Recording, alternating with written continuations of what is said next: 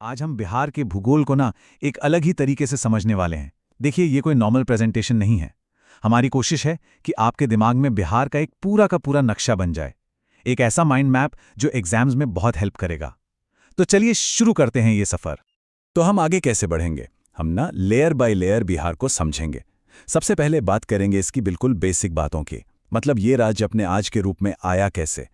फिर इसकी बाउंड्रीज देखेंगे, इसके अंदर के जो ज़रूरी ज़िले हैं उन्हें मैप पर पहचानेंगे, कुछ इंपॉर्टेंट नंबर्स पर नज़र डालेंगे और आखिर में हम बात करेंगे बिहार के ऑफिशियल सिंबल्स यानी प्रतीकों की।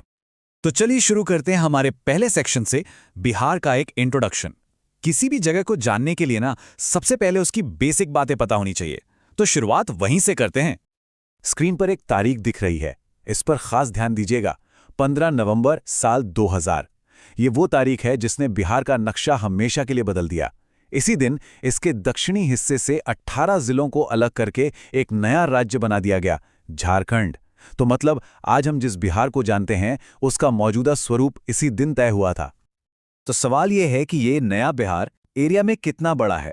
इसका टोटल एरिया है 94,163 स्क्वायर किलोमीटर। ये नंबर याद रखिएगा क्योंकि आगे हम देखेंगे कि इंडिया के बाकी स्टेट्स के मुकाबले ये साइज में कहाँ आता है। तो 94,163 स्क्वायर किलोमीटर का वो जो आंकड़ा था, वो इंडिया के मैप पर कहाँ फिट होता है? देखिए, एरिया के हिसाब से बिहार इंडिया का 12वां सबसे बड़ा स्टेट है। मतलब देश की जो टोटल जमीन है ना, उसका लगभग 2.86% हिस्सा बिहार के पास है। ठीक है, तो अब हमें बिहार का साइज पता चल गया है। अब एक काम करते हैं, इसके चारों तरफ एक चक्कर लगाते हैं। किसी भी जगह की ज्योग्राफी को समझने के लिए सबसे पहले उसकी बाउंड्रीज और उसके पड़ोसियों को जानना बहुत जरूरी होता है। तो चलिए देखते हैं बिहार के चारों तरफ कौन कौन है। चलिए शुरुआत करते हैं उत्तर से। यहाँ एक मजेदार बात है, बिहार की सीमा किसी स्टेट से नहीं बल्कि एक पूरे देश से लगती है, नेपाल से। तो ये एक इंटरनेशनल बॉर्डर है।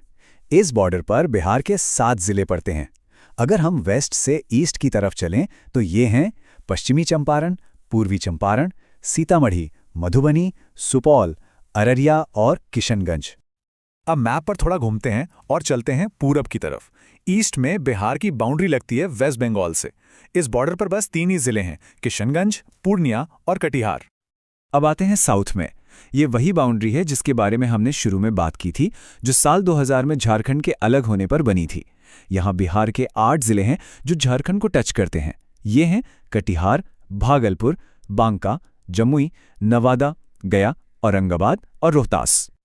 और फाइनली चलते हैं वेस्ट यानी पश्चिम की तरफ।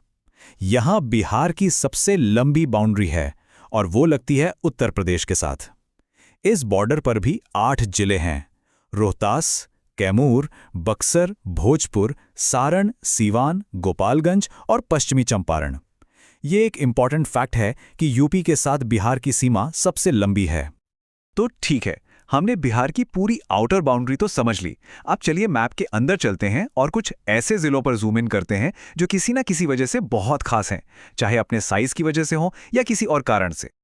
अगर हम साइज की बात करें तो बिहार में 2 जिले एकदम ऑपोजिट हैं। एक तरफ है वेस्ट चंपारण, जो एरिया के हिसाब से सबसे बड़ा जिला है, और दूसरी तरफ है एकदम छोटा सा शिवहर, जो सबसे छोटा है। सबसे बड़ा और सबसे छोटा, ये 2 नाम याद रखना बहुत आसान है। चलिए अब बिहार के चारों कोनों को पिन पॉइंट करते हैं। सबसे ऊपर यानी नॉर्दर्न मोस्ट जिला है वेस्ट चंपारण। सबसे नीचे यानी सदर्न मोस्ट है गया। सबसे ईस्ट में है किशनगंज और सबसे वेस्ट में है कैमूर। ये 4 जिले समझ लीजिए आपके मेंटल मैप के 4 कोने हैं। कुछ जिले तो मल्टी टैलेंटेड हैं, मतलब उनमें एक से ज्यादा खासियतें हैं। जैसे कि किशनगंज को देखिए, ये सबसे ईस्टर्न जिला तो है ही, साथ ही यहाँ बिहार में सबसे ज्यादा बारिश भी होती है। फिर है गया, जो सबसे सदर्न है और सबसे गर्म जगह भी। वेस्ट चंपारण तो देखिए सबसे बड़ा है, सबसे नॉर्दर्न है और बिहार का इकलौता national park Valmiki national park भी यहीं है। और हाँ, भागलपुर, ये विक्रमशिला गंगा डॉल्फिन सैंक्चुरी के लिए फेमस है। और हाँ, राजधानी पटना को तो हम भूल ही नहीं सकते। ये सिर्फ पॉपुलेशन में सबसे बड़ा जिला नहीं है, बल्कि इसकी लोकेशन भी बहुत ही स्ट्रैटेजिक है। जानते हैं क्यों? क्योंकि इसकी सीमा 1 या 2 नहीं, बल्कि पूरे 9 दूसरे जिलों से लगती है। सच में ये बिहार का धड़कता हुआ दिल है।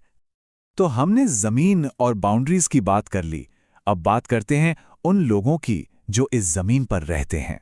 अब टाइम है अपने मैप पर कुछ आंकड़े, कुछ नंबर्स डालने का, खास तौर पर पॉपुलेशन और पॉलिटिक्स से जुड़े हुए। ये स्लाइड एक बहुत ही इंटरेस्टिंग कहानी बताती है। देखिए, एरिया यानी साइज के मामले में बिहार देश में 12वें नंबर पर है, लेकिन जैसे ही बात पॉपुलेशन की आती है, ये एक लंबी छलांग लगाकर सीधे तीसरे नंबर पर पहुंच जाता है। इससे एक बात तो बिल्कुल साफ है, यहां कम जगह में बहुत ज्यादा लोग रहते हैं। तो ये जो डेंसिटी है वो आखिर है कितनी?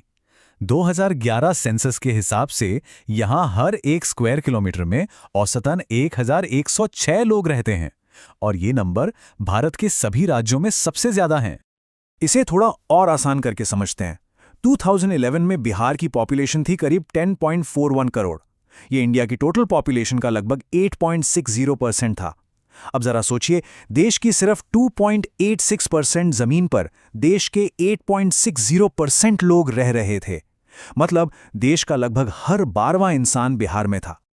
अब इतनी बड़ी आबादी का मतलब है पॉलिटिक्स में भी बड़ा रोल। एग्जाम्स के लिए ये नंबर्स बहुत जरूरी हैं, तो ध्यान से सुनिएगा। बिहार से लोकसभा के लिए 40 सीटें हैं, राज्यसभा के लिए 16 सीटें हैं, राज्य की विधानसभा यानी लेजिस्लेटिव असेंबली में 243 सीटें और विधान परिषद यानी लेजिस्लेटिव काउंसिल में 75 सीटें हैं। चलिए, अब हमारे इस मेंटल मैप पर फाइनल लेयर चढ़ाते हैं। ये लेयर है बिहार के ऑफिशियल सिंबल्स की, जो इसके कल्चर और इसकी पहचान को दिखाते हैं। ये सिंबल्स एक तरह से बिहार की आत्मा को दिखाते हैं। इसका जो स्टेट एम्ब्लेम या राजकीय चिन्ह है, वो है 2 स्वास्तिक के बीच बना बोधि वृक्ष। राजकीय पशु है बैल, राजकीय पक्षी है गौरैया, राजकीय फूल है गेंदा और राजकीय पेड़ है पीपल। और जब भाषाओं की बात करें तो यहाँ 2 ऑफिशियल भाषाएं हैं, पहली हिंदी और दूसरी उर्दू। तो इस तरह हमने बिहार के भूगोल को परत दर परत समझा, इसके बनने से लेकर इसकी बाउंड्रीज, जिलों, आंकड़ों और प्रतीकों तक। हमने देखा कि कैसे जमीन के लिहाज से ये बहुत बड़ा राज्य नहीं है, पर आबादी के मामले में ये एक पावर हाउस है। और यही बात हमें एक बड़े सवाल पर लाकर छोड़ देती है। भविष्य में बिहार की ये जो हाई पॉपुलेशन डेंसिटी है और इसकी जो स्ट्रैटेजिक लोकेशन है, वो इसके लिए एक चैलेंज बनेगी या एक बहुत बड़ा मौका? इस पर सोचिएगा जरूर।